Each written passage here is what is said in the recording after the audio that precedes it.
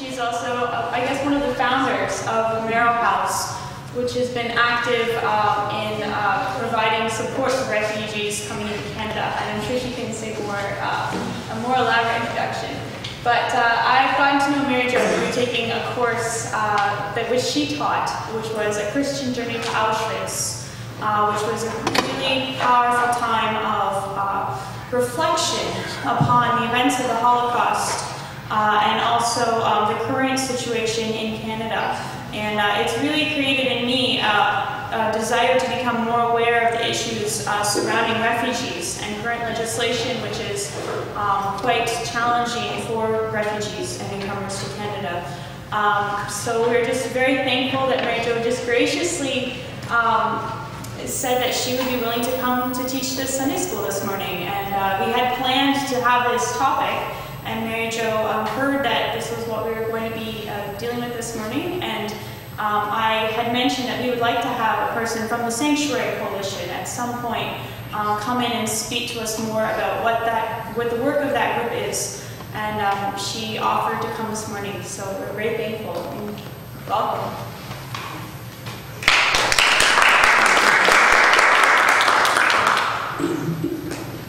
Thank you, Alicia, and great to meet some old friends. We were just talking about our friend John, who was the pastor at Warden Woods for years.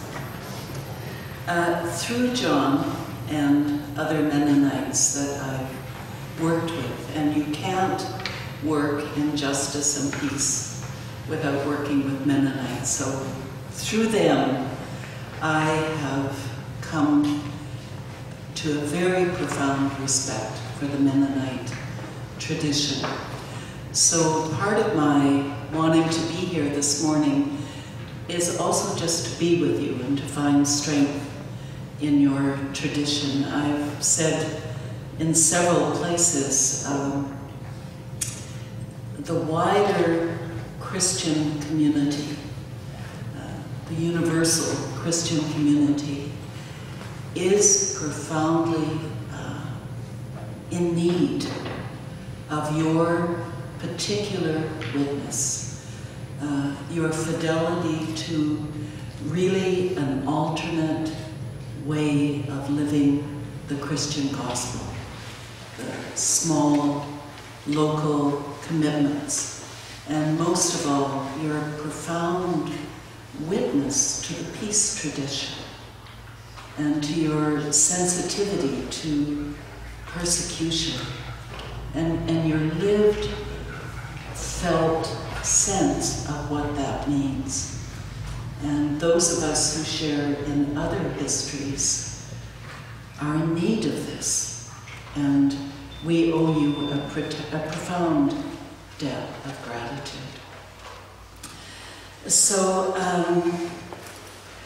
I thought I would begin just by describing my particular Advent this year. The way in which it became, Christmas and Advent became unexpectedly real. And it began in late November. The rest of the staff had gone to Montreal for a meeting, and I was sort of holding the fort. And a friend of mine, Anna Porter, who's a well-known publisher and writer, Hungarian by origin, called me and said, Mary Jo, I have this Roma couple from Hungary, and they are going to be deported.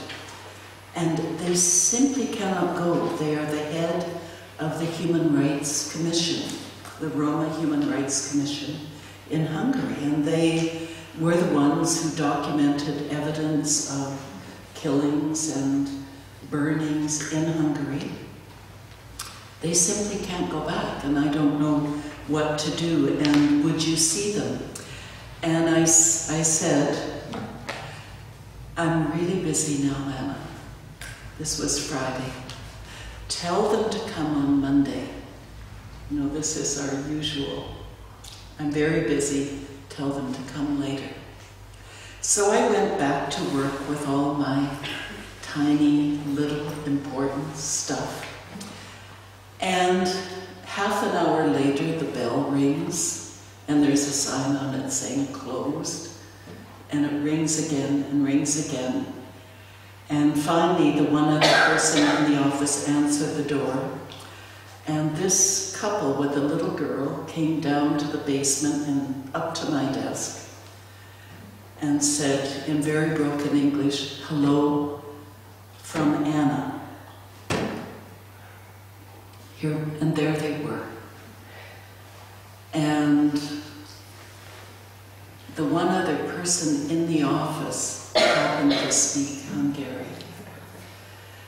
So they were just standing by my desk with this little girl. So I said, sit down. And I said, "Are you the couple Anna phoned about?" And they said yes. So then Andras, our administrator, who's originally from Hungary, began to translate what had happened to them. But more importantly than anything they said was, "I saw them." His name was Joseph, and her name was Tanea. They were a lovely young couple with this really cute little girl. But I could see their fear. And as they began to talk, I could feel within me this profound sense of, this is an injustice. This is wrong, what is happening to them. And what they said, quite briefly, was when they were waiting in a shelter, somebody who spoke Hungarian came up to them and said, "I know a really good lawyer. Come with me." And these are the people that we call the scoopers. They go into shelters, they seek out the language group that they know, and they say, "I know a good lawyer." So they went to the office, and the person who had scooped them said, "Okay, I'll fill out the forms." He took 10 minutes. And he said, "We'll apply for legal aid." They signed the paper.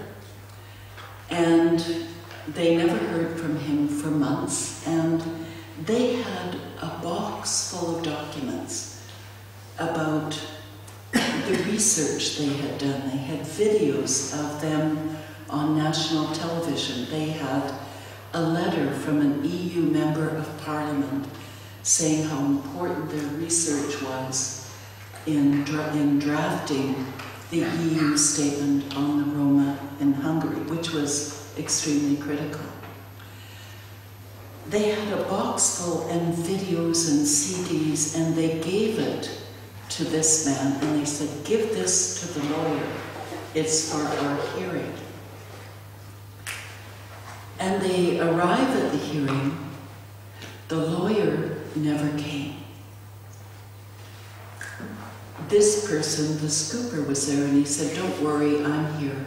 I can do this." The hearing lasted 15 minutes. Normally it takes 3 hours.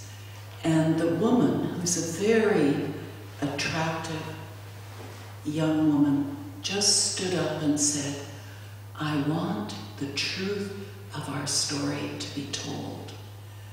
We sent you the videos, we sent you the documents." The judge said, "I never got them." And she said to the person, "Did you send them in?" He said, "I didn't think they were that important, and I never had time to read them." So in and out in 15 minutes, their life is closed off.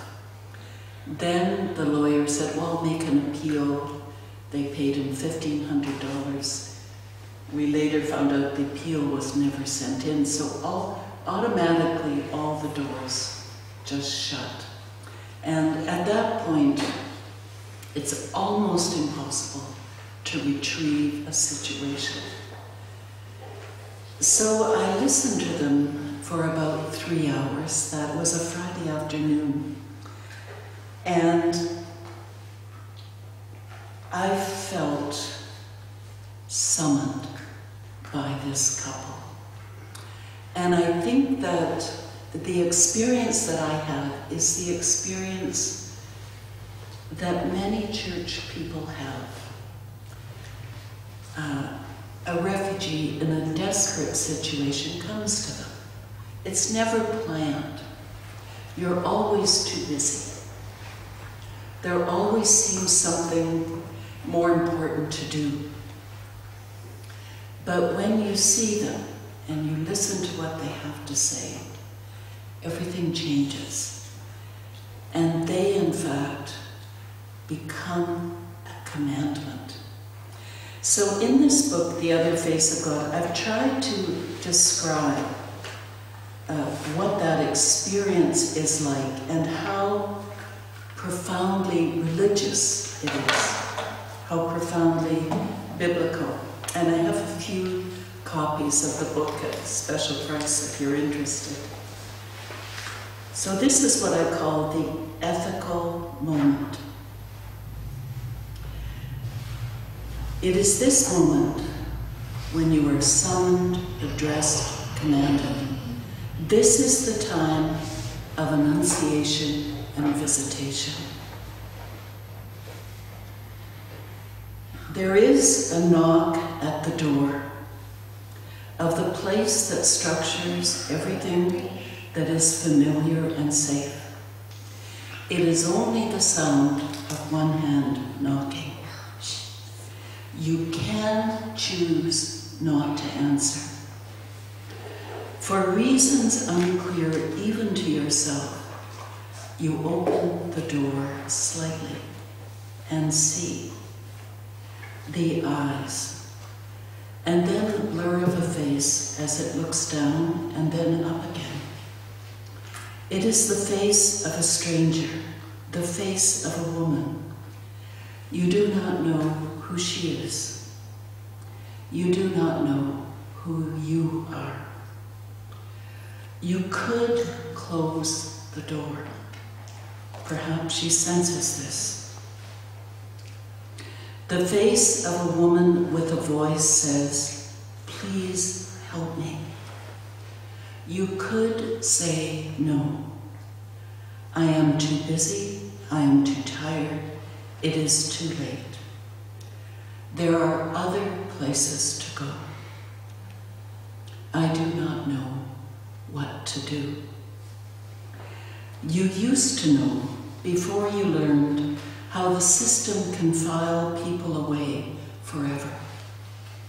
You know you are, here and now, the one who must respond. This you must do. There is no other. You have been faced. The stranger moves forward and fills the frame of your mind and slowly comes into focus. And you become focused. Your life becomes weighty, consequential, significant. So I was faced by this couple and the little girl. I phoned a lawyer, an excellent lawyer who we know, and I said, "Is there anything you can do to save this?" And he said, "I could make this application and this application, but I need time. And if they are simply here illegally, it's not going to work." And I said, "Well, you mean they need sanctuary?" And he said, "Yes. It's the only thing that will give me the time that I need and the legitimacy to do this." And his hearing at the federal court is Tuesday.